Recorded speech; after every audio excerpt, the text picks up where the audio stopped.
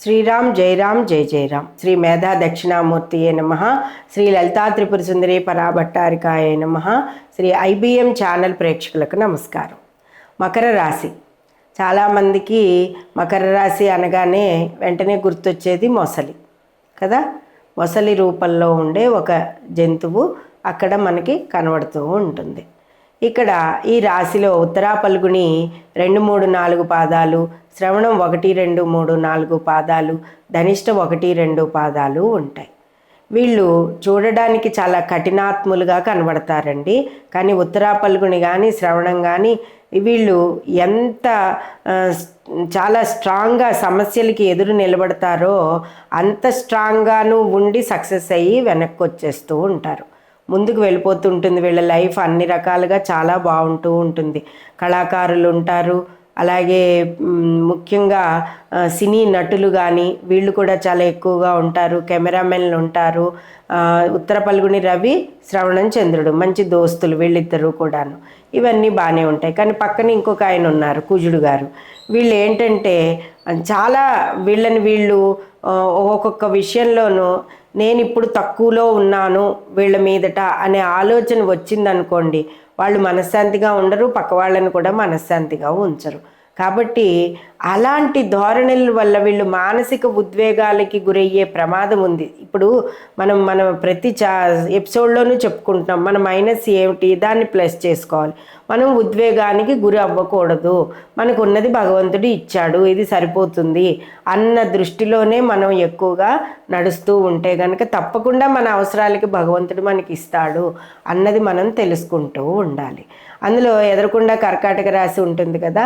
దాని మూలాన్ని వీళ్ళకి తొందరగా ఏదైనా సరే, ఎమోషన్ అయినా, మంచి అయినా, పొగడతైనా, మంచి పుణ్యకార్యమైనా ఏదైనా సరే చాలా ఎమోషన్కి గురైపోయి చేస్తూ ఉంటారు. కానీ ఇందులో కూడా చాలా భగవత్ సేవ చేసేవాళ్ళు, భగవంతుడిని ఆరాధించేవాళ్ళు, భగవంతుడిని అతిగా నమ్మేవాళ్ళు, ప్రవచనకర్తలు, పీఠాధిపతులు వీళ్ళందరూ కూడా ఉన్నారు. అందరూ కూడా ఉంటారు. కానీ వాళ్ళు భావోద్వేగానికి చాలా తొందరగా గురైపోతూ ఉంటారన్నమాట. అది ఇందులో ప్రధానమైనది. ఈ రాశివారు అందరూ కూడా అంతే, భావోద్వేగానికి ఎక్కువగా గురైపోతూ ఉంటారు. కానీ మంచి చెప్తారు, మంచి మాటలు చెప్తూ ఉంటారు, మంచినే మనకి ఎదరవాళ్ళకి కూడా మంచి చెప్తూనే ఉంటారు. ఇక్కడ ప్రధానంగా ఏమిటి అంటే రాశ్యాధిపతి శని అయిపోయాడు. కొంత బద్ధకం, కొంత వీళ్ళకి సమస్యలు కూడా తొందరగా జటిలంగా ఉండి తొందరగా తీరకుండా ఉంటాయండి. ఒక సమస్య వచ్చినా, సమస్య వారు తెచ్చుకున్నా కూడా అది విడడానికి క్షణాల మీద పని అవ్వదు. కొంత తాత్సారం జరుగుతూ ఉంటుంది, సాగుతూ ఉంటుందన్నమాట, నెమ్మదిగా ఉంటూ ఉంటుంది.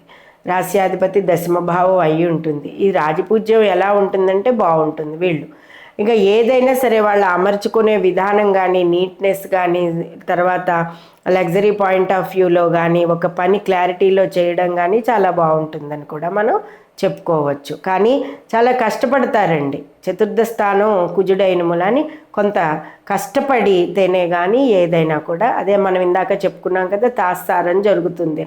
దాని మూలాన్ని తొందరగా భావోద్వేగానికి గురవుతూ ఉంటారు. చాలా ఎక్కువగా బంధు కుటుంబ సపరివారాల వల్ల కూడా కొంత వీళ్ళకి తాత్సారం జరుగుతూ ఉంటుంది. వాళ్ళ వలన బాగుపడిన వాళ్ళు ఉన్నారు, ఎక్కువ బాగుపడిన వాళ్ళు, సపోర్ట్ చేసిన వాళ్ళు ఉన్నారు, అలాగే సపోర్ట్ చేయకుండా ఉన్న వాళ్ళు కూడా ఉంటారనమాట వీళ్ళ ముగ్గురికి కూడాను. కాబట్టి సంతానం స్థానంలో కూడా వీళ్ళు బాగుంటారు, అన్నీ బాగుంటాయి. అయితే ఇక్కడ ప్రధానంగా ఏంటంటే వీళ్ళకి మైనస్ పాయింట్ భావోద్వేగం. అది వీటిని కంట్రోల్ చేయడానికి మానసికంగా వీళ్ళు బాధపడినా, తొందరగా చెల్లించిపోయినా, తొందరగా మనసు కష్టపెట్టేసుకు. శ్రవణం అయితే చాలా స్పీడ్గా మనసు కష్టపెట్టేసుకుంటూ ఉంటుంది. ధనిష్ట అయితే ఇంకా చెప్పక్కర్లే, అత్యంత స్పీడ్గా మనసు కష్టపెట్టుకుంటూ ఉంటుంది. కాబట్టి ఆ స్పీడులన్నీ తగ్గడానికి ఇవేంటి ముందు వ్యక్తిత్వ వికాసానికి, మానసికగా ఎలాంటి అంతరంగ సమస్యలు లేకుండా ఉండడానికి వీళ్ళకి చదువులు, ఉద్యోగాలు అన్ని రంగాల్లోనూ చాలా బాగుంటారు. ఏ రంగం తీసుకున్నా కూడా ముందంజలోనే ఉంటారు. కాబట్టి వీరికి ప్రధానంగా ఆ వ్యక్తిత్వ వికాసానికి పంచముఖి ఆంజనేయ స్వామి స్తోత్రపారాయణం చేసుకున్నట్లయితే వీళ్ళు చాలా ఇంకా ముందంజలో ఉంటారని చెప్పుకోవచ్చు. ప్రతినిత్యం కూడా రుద్రాభిషేకము, రుద్ర నమ్మక చమక పారాయణము, అమ్మవారి స్తోత్రాలు ఇలా వీళ్ళు ప్రత్యేకంగా కలియుగ చక్రవర్తి అయినటువంటి వెంకటేశ్వర స్వామి ఆరాధన చేసుకోవడం వలన అన్ని రంగాలలోనూ వీళ్ళు పట్టిందల్లా బంగారం అవుతూ ఉంటుందండి. కాస్త మైనస్ పాయింట్ ఏంటంటే భావోద్వేగము, తొందరగా మాట వదిలేయడం కానీ లేకపోతే మాటని పట్టుకోవడం కానీ, ఈ రెండు అత్యంత మైనస్ పాయింట్లు అన్నమాట. వీటిని మనం వదిలిపెట్టేస్తే చాలా బాగుంటుంది అని చెప్పుకోవచ్చు. చాలా చాదస్తంగా ఉంటారు, చాలా చాదస్తం, మామూలు చాదస్తం కాదు, అంత చాదస్తంగా ఉంటారనమాట. కాబట్టి ఈ ఆంజనేయ స్వామి ఆరాధన చేసుకున్నట్లయితే ఈ శని యొక్క ప్రభావం కూడా తగ్గిపోతుంది. రుద్రాభిషేకం నిర్వహించుకోవడం వల్ల పూర్వ ప్రారంధ కర్మలన్నీ తొలగిపోతాయి. అలాగే శని యొక్క ప్రభావం ఏమిటి అంటే మన చేత పనులన్నీ శాస్త్రం చేయిస్తూ ఉంటాడు కాబట్టి అవి వేగవంతం అవడానికి కూడా మనం చెప్పుకున్న పరిహారాలన్నీ కూడా మనకి పనికి వస్తాయి.